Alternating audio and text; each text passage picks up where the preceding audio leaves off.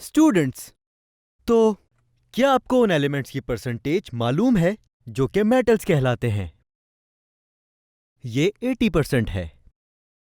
तो अगर मुझे कुछ लेटर्स अपर केस में लिखने हो, जैसे P, C, K, O, N, और पूछूं कि इसका क्या मतलब है, तो आप कहेंगे तो ये कुछ रैंडम इंग्लिश लेटर्स हैं, राइट?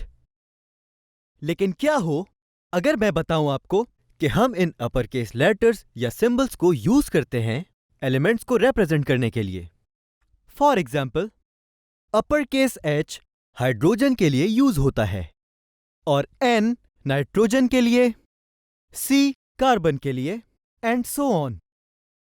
हम अपर केस A और लोअर केस C2 लेटर्स का कॉम्बिनेशन इस्तेमाल करते हैं Ca लिखने के लिए, कैल्शियम रिप्रेजेंट करने के लिए, जो कि बोन्स में पाया जाता है।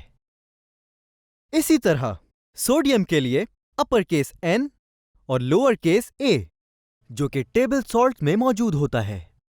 अब आप जानते हैं इनमें से कुछ लेटर्स शॉर्ट फॉर्म है या एलिमेंट्स के नामों की एब्रीविएशन है। इन एलिमेंट्स के नाम या तो इंग्लिश में हो सकते हैं या लैटिन या फिर ग्रीक में, और कभी कभी जर्मन में भी होते हैं। तो वो एलिमेंट्स जो दो लेटर्स से रिप्रेजेंट किए जाते हैं, एक का लेटर अपर केस में और दूसरे का लोअर केस में, किसी और वे में ये एलिमेंट्स लिखने से रिप्रेजेंटेशन चेंज करते हैं और बिल्कुल गलत कंसिडर किए जाते हैं। एग्जाम्पल सोडियम के लिए, अगर मैं आपके सामने अपर केस N और अपर केस A लिखता हूं तो यह बिल्कुल गलत होगा। क्या यह क्लियर है? राइटिंग स्टाइल में छोटा सा चेंज भी रिप्रेजेंटेशन को ऑल्टर कर सकता है। अब मूव करते हैं एलिमेंट्स की कुछ इंपॉर्टेंट कैरेक्टरिस्टिक्स की तरफ, जिनमें से एक दूसरे एलिमेंट से बॉन्ड करने की इनकी एबिलिटी है। यह वैलेंसी कहलाती है। यह particular property number of electrons पे डिपेंड करती है जो एटम के एलिमेंट के आउटर मोस्ट शेल में प्रेजेंट होते हैं। तो अब टर्म वैलेंसी को समझने के लिए डिस्कस करते हैं मजीद कुछ एग्जाम्पल्स को।